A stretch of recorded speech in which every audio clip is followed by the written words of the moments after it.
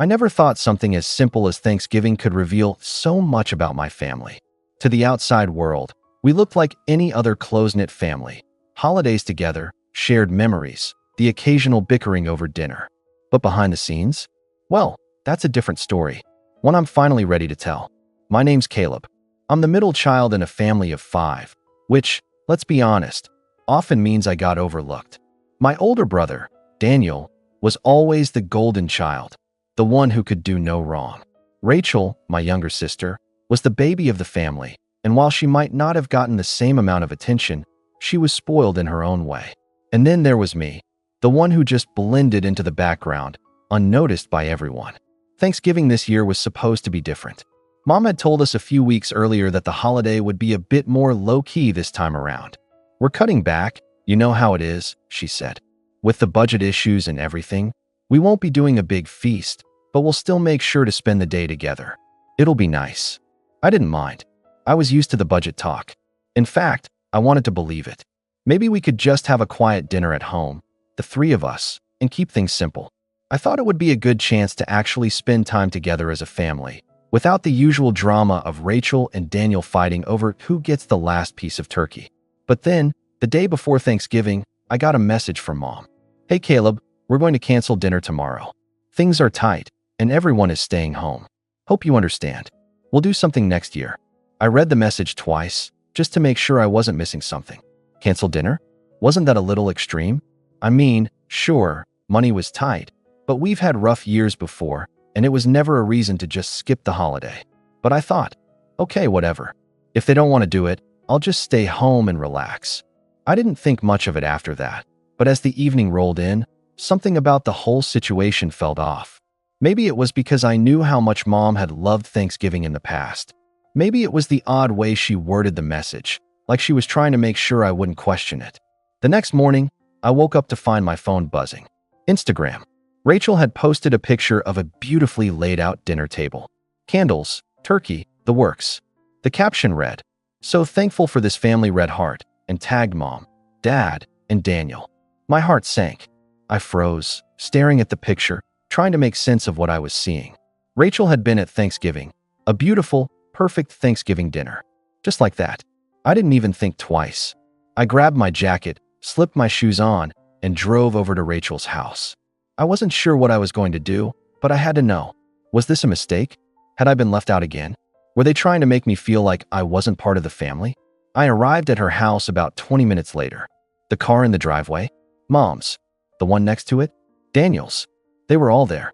The whole family, gathered around, pretending they had canceled Thanksgiving for me, when in reality, they'd gone ahead without me. I walked up to the front door, my hands clenched into fists. I knocked, the sound echoing louder than it should have. Rachel opened the door, smiling like she had no idea what I'd seen. "Oh, hey Caleb. Come on in." Her voice sounded too cheerful, too forced. I stood there for a second, trying to gather myself. I could feel my pulse racing, but I refused to let them see that I was upset. "Hey," I said, my voice steady. "I thought you all weren't celebrating Thanksgiving this year." Her smile faltered, just for a moment. "What do you mean?" she asked, her eyes darting away from mine. I stepped inside, my gaze sweeping over the grand spread of food. The table was full. There was turkey, mashed potatoes, stuffing, green beans, and pies. I could smell the richness of it all in the air. This wasn't a simple dinner. This was the kind of meal you only had when everything was perfect. I took a slow breath, staring at the feast. Then I turned to Rachel, who was still standing by the door. Mom texted me. She said Thanksgiving was canceled because of budget issues. Everyone was staying home, I said calmly. But it doesn't look like that's what happened here. Rachel blinked a few times, her mouth opening and closing as if she was trying to find the right words. But nothing came out. "Where is everyone?" I asked, trying to keep my voice even. She hesitated, then gestured to the living room, where Mom and Dad were sitting on the couch, chatting. Daniel was already at the table, digging into his plate of food. I walked in, my eyes never leaving Rachel. She stood there, watching me as I made my way toward the couch. "Hey, Mom," I said, forcing a smile, though my stomach churned. "I thought we weren't doing anything for Thanksgiving this year." Mom looked up from her plate, a flash of guilt crossing her face before she quickly masked it with a smile. "Oh, Caleb, sweetheart, she said in her sweetest tone, we just couldn't cancel this year. You know how it is. We wanted to do something special for Daniel and Rachel. The words stung like a slap in the face. So, you all just decided to go ahead and have this without me, huh? She blinked, her eyes widening slightly, but she tried to laugh it off. It's not like that. We just thought you were too busy with work and didn't want to come. You know, with everything going on. I could feel my heart pounding in my chest, but I kept my voice steady. Right. I see. I guess I didn't realize that family only counts if you're the right kind of family member, huh? I heard Daniel snort from the table, and my eyes snapped to him. What's so funny? He shrugged, a smirk tugging at his lips. Nothing, just the usual drama. Mom shot him a glare, but she didn't speak up. I wasn't going to let this go. I couldn't. So, I said slowly, my eyes locking onto hers. You decided to cancel Thanksgiving for me, but then went ahead and did it anyway without even telling me. Was I really that much of an inconvenience? Mom's smile faltered, and for the first time, I saw her try to mask the guilt. It wasn't like that at all, Caleb. We didn't want to hurt your feelings. I stared at her, my mind racing. How could they do this to me? All the lies, the manipulation, the way they'd made me feel like I was some afterthought. But I wasn't going to cry. I wasn't going to make this easy for them. I get it now, I said, turning around to leave. You don't want me here, but at least be honest about it next time. And just before I stepped out the door, I heard Rachel call after me. Caleb, wait. But I didn't turn around. And that was only the beginning. I didn't look back when I walked out the door. Honestly, I didn't even know where I was going at that point. I just needed air, space, to think. It wasn't just about Thanksgiving anymore. It wasn't just about being left out of a family dinner. It was the lies, the manipulation, the way they'd always acted like my time, my presence, wasn't worth as much as anyone else's. As I drove home, I could feel the weight of everything crashing down on me. I had been there for them for so long, helping with bills when Dad's work had slowed down, babysitting Rachel's kids every time she needed a break. I'd even taken out a loan to buy Mom and Dad the car they'd been eyeing for months, something they desperately needed since their old one was falling apart. They had been talking about it for a while, and I thought it would be a good way to show them I cared. But that day, as I sat in my car, the harsh reality of what they had done hit me like a punch to the gut. The car, no, the gift, suddenly felt like a mistake. Why should I continue helping people who so clearly didn't care about me? It was like I was invisible to them unless they needed something. And this Thanksgiving fiasco? It wasn't the first time they'd made me feel small. I made a decision right there. I wasn't going to buy that car anymore. I was done playing the role of the obedient son, the one who cleaned up their messes, the one they could always count on when things got tough. They could figure it out on their own for once. I picked up my phone and sent a text to the dealership. I had put a down payment on the car, but they hadn't processed the full paperwork yet. Cancel the order. I'm no longer interested in purchasing the car. I stared at the screen for a moment, the finality of it sinking in. It felt good, liberating even. For the first time, I felt like I was taking control of my life. They would have to figure things out like everyone else. The next day, Mom called me. I'd been expecting it. My phone lit up with her name, and I let it ring a few times before answering. Caleb, she said, her voice softer than it had been when I'd left the night before. What's going on? I haven't heard from you since yesterday. I didn't want to let my emotions get the best of me, but I could feel the anger rising in my chest. Oh, nothing much. Just thinking about things. There was a pause on the other end. I could hear her breathing, like she was trying to figure out how to handle this. I know things were a little tense last night, but we didn't mean to hurt your feelings. It's just that you're so busy all the time. We thought it was better not to make you feel guilty. I clenched my jaw. So you lied to me. You made me think we were all staying home. You didn't even invite me. I'm not stupid, Mom. She hesitated again, like she was going to explain herself, but then the conversation took a turn I wasn't expecting. Caleb, about the car. What's going on? We heard you canceled it. I could feel my stomach drop. So, they'd heard already. Yeah, I did. I said, trying to keep my tone even. I don't think I want to buy it anymore. There was a long silence. Then she asked, why? I wanted to tell her everything. The lies, the manipulation, how it felt like I was always the last option, the person they went to when everyone else turned their backs on them. But I couldn't bring myself to say it. Not yet. I don't think it's the right time, I said instead, my voice cold. She didn't buy it.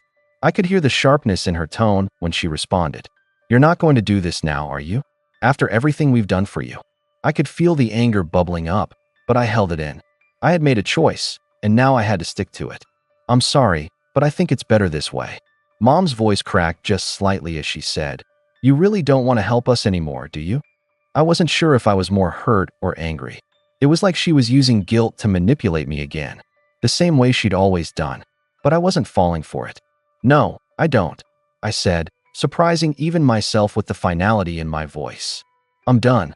There was another silence, but this one felt different. This one was heavy. When she spoke again, it wasn't the motherly, sweet tone she always used. It was sharper, more demanding. "You can't just throw everything away like this, Caleb. You owe us. We're family." I took a deep breath, trying to keep my composure. "I'm sorry, but I can't keep pretending everything's okay. You never asked if I wanted to be part of the family. You just expected me to be there when you needed me. And I'm done with it." The line went silent again, and for a moment, I thought she was going to hang up on me. But then, just as I was about to say something else, I heard her voice. "Fine, don't help us.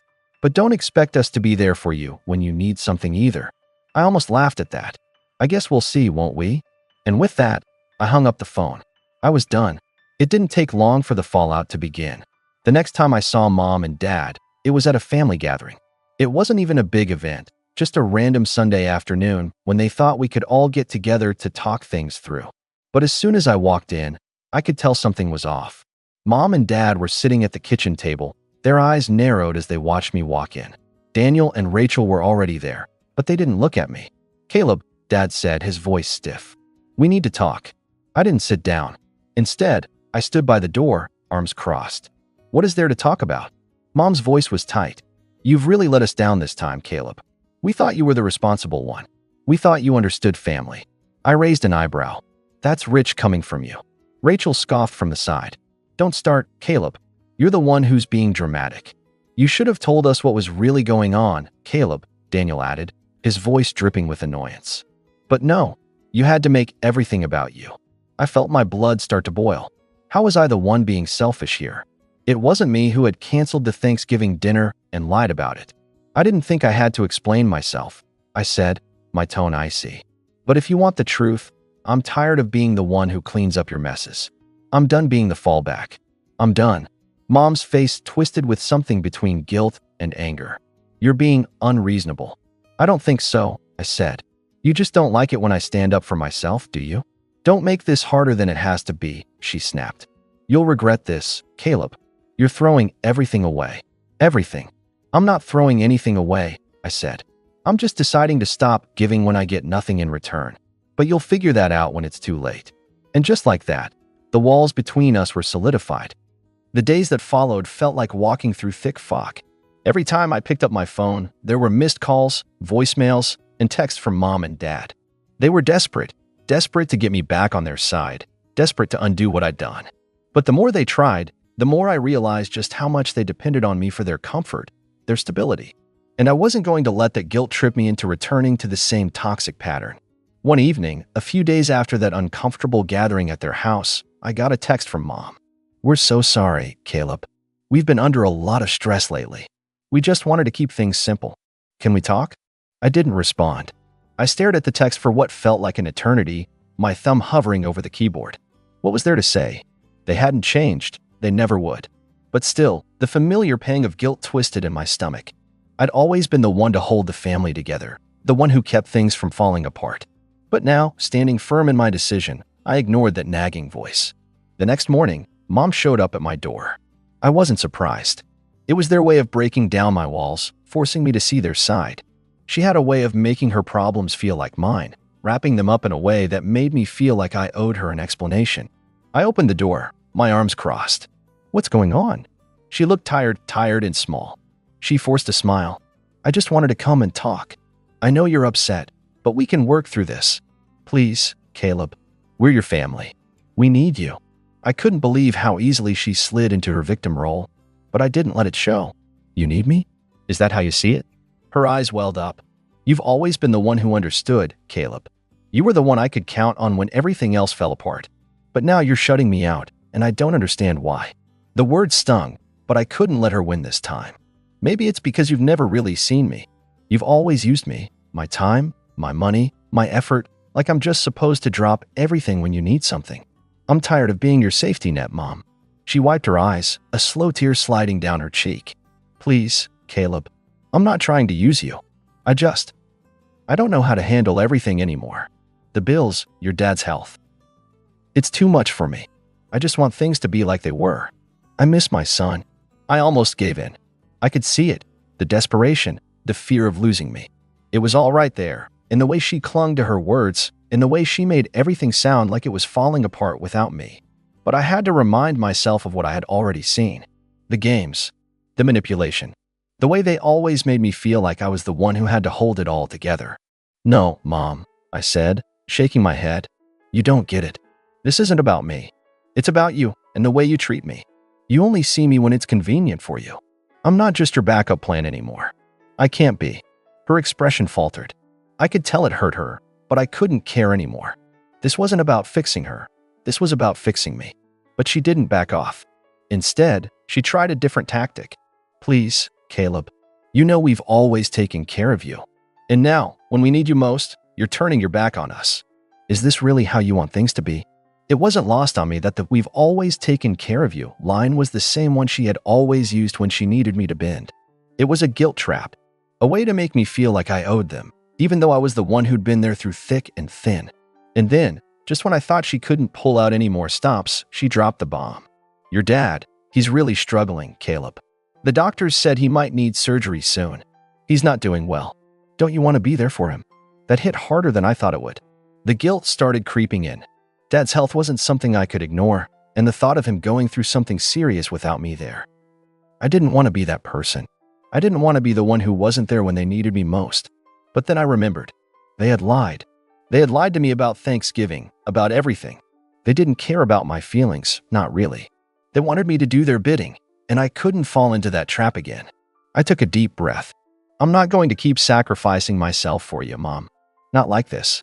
I've been through this before, and I'm not doing it again. If you want to fix things, you're going to have to do it without me." Her face turned pale. She had nothing left to say, no more cards to play. Her hand had been exposed, and she knew it.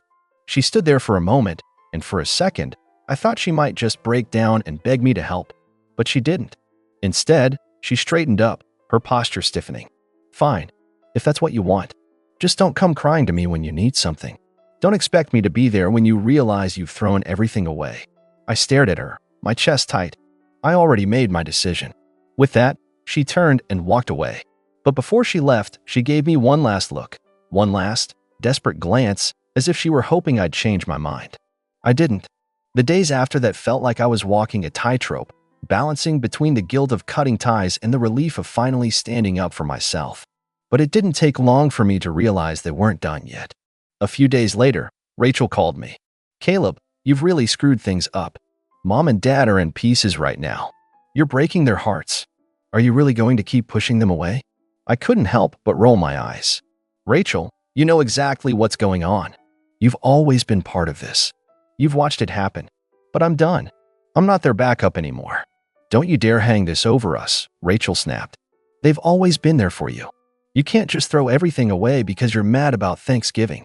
"I'm not just mad about Thanksgiving, Rachel," I said, my voice firm. "I'm done being manipulated. You don't get to treat me like I'm nothing and then expect me to show up when it's convenient for you." She was silent for a moment, probably taken aback by my tone. "You're making a huge mistake, Caleb. Just wait. You'll see." And I did. I saw exactly what was coming next. They weren't going to give up so easily. The desperation would only get worse, and I wasn't sure I was ready for it. But I had made my choice. I wasn't turning back. Not this time. The next few weeks were a blur of texts, calls, and unexpected visits from family members. Everyone had an opinion. Everyone had something to say about my decision, but none of them really understood what it was like to always be the one holding everything together. It was exhausting.